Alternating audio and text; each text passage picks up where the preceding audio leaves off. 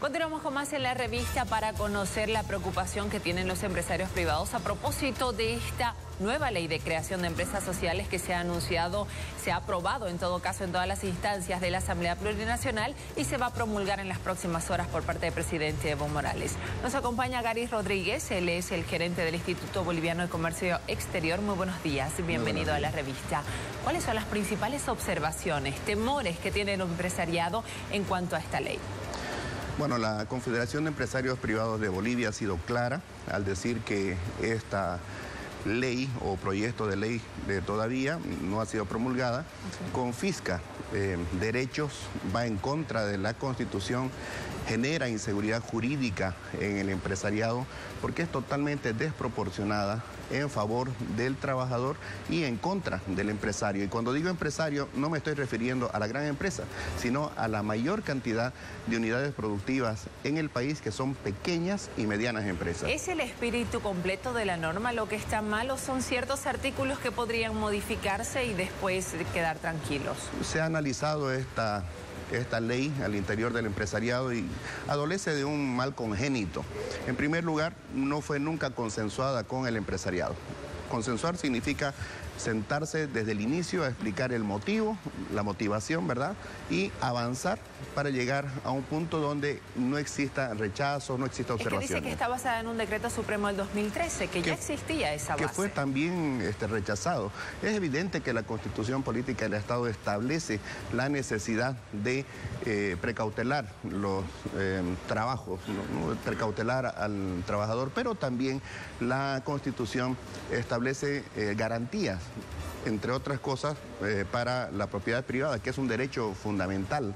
Y eso es lo que se está observando. Fíjese qué pasaría si el día de mañana una unidad productiva empieza a languidecer, que no puede cumplir a tiempo con sus obligaciones sociales. La ley le va a franquear el día de mañana a que los trabajadores puedan tomar la empresa. ¿Qué pasa con esas pequeñas y medianas unidades productivas cuyo lugar de trabajo es su propio hogar, su propia casa? Se va a facultar prácticamente para que los trabajadores puedan tomar esa casa y no solamente el empresario, sino su familia va a quedar sin un techo. Y le preguntaba a la senadora anteriormente, ¿en base a qué casos, hechos específicos se ve la necesidad de crear esta ley? Ella me dio un ejemplo solamente y otros de otros países. ¿Usted conoce, ya se ha registrado una situación de esta naturaleza que derive en una preocupación y que derive ahora en una ley? Mire, hacer empresa, no solo en Bolivia, sino en el mundo, entraña un riesgo. Hacer empresa significa que una persona o un grupo de personas que disponen de un capital, que tienen una idea, se organizan para producir bienes o servicios y abastecer el mercado a la sociedad, a usted que nos está mirando.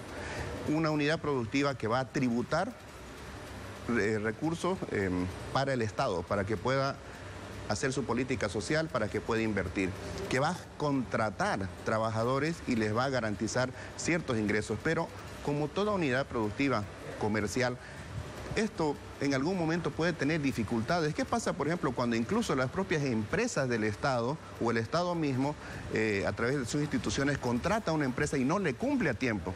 Sabemos que eso pasa, ¿verdad? Hay instituciones del Estado incluso que deben a la seguridad social, que deben a las AFPs. Bueno, resulta que para el sector privado, para las empresas privadas, esto va a ser una causal el día de mañana para que los trabajadores se puedan acercar. Para el sector público no. Hay una doble discriminación en esto, además, que no se la ha dicho así tan claramente. Resulta que esto solamente es confiscatorio para el sector privado, donde el empresario se va a ver afectado porque va a mantener las deudas en caso de quiebra, en caso de liquidación, etcétera, pero los activos se van a quedar con los trabajadores. O sea, la primera discriminación es que solo es para empresas del sector privado.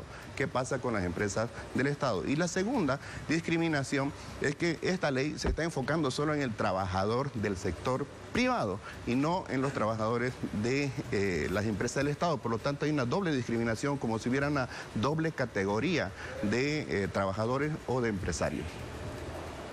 ¿quién protege en esas circunstancias al trabajador? Porque se supone el espíritu de la norma es esta. ¿De alguna manera se puede modificar ciertas cosas para que sea más equitativa? Mire, lo equitativo sería que al que más arriesga se deba proteger más. Y la alta función del Estado en este caso debería ser de ayudar a las empresas, no solamente dándoles créditos, dándoles las mayores facilidades, haciendo que sus políticas públicas le induzcan a una mayor productividad, a una mayor competitividad, porque, ojo, un empresario no va a organizar una unidad productiva para perder, para quebrar, eso es un absurdo. Entonces partimos de un mal concepto. Más bien, la idea sería que en caso de que se presente una posibilidad de quiebra, que haya una situación donde está declinando la economía interna o externa que le está afectando a ese empresario, ir al rescate del empresario, que es, reitero, el que ha arriesgado todo. Puede arriesgar su capital, su patrimonio familiar, puede contratar un crédito. ¿Para qué?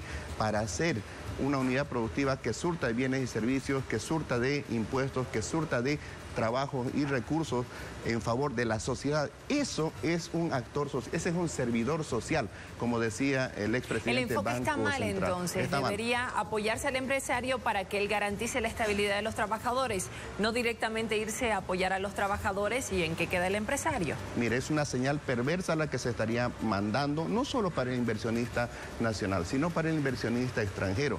¿Por qué es que la inversión extranjera llega en miles de millones de dólares a otros países? Porque el entorno, las garantías para hacerlo probablemente sean mejores que las nacionales. ¿Y por qué entonces, si se lo analiza así, se está haciendo esto? ¿Cuál es el fondo? Hay dos posibilidades. Uno, porque no se entienda lo que se está haciendo, y otro, que yo no creo que sea así, porque lo estén haciendo a propósito. Hay los detractores que dicen que desde el Estado no hay una buena voluntad con la empresa privada, de que se la quiere hacer desaparecer. Pero yo no creo que sea este el caso. Sinceramente doy el beneficio de la duda. Pero entonces, si no se conoce, si esto se está haciendo por una buena intención, pero sabemos que de buenas intenciones está empedrado el camino al infierno, hay que corregir esto. ¿Y cómo se corrige esto? Escuchando al empresario. Lo mismo que pasó con el incremento salarial. Cuando el diálogo es bipartito y no es tripartito, entonces el Estado se va a dejar presionar, el gobierno se va a dejar presionar por los trabajadores, y esto exactamente es lo que está pasando con esta ley. Muchísimas gracias por esta entrevista. En instantes nada más vamos a tener también la palabra de los microempresarios. Continuamos con más.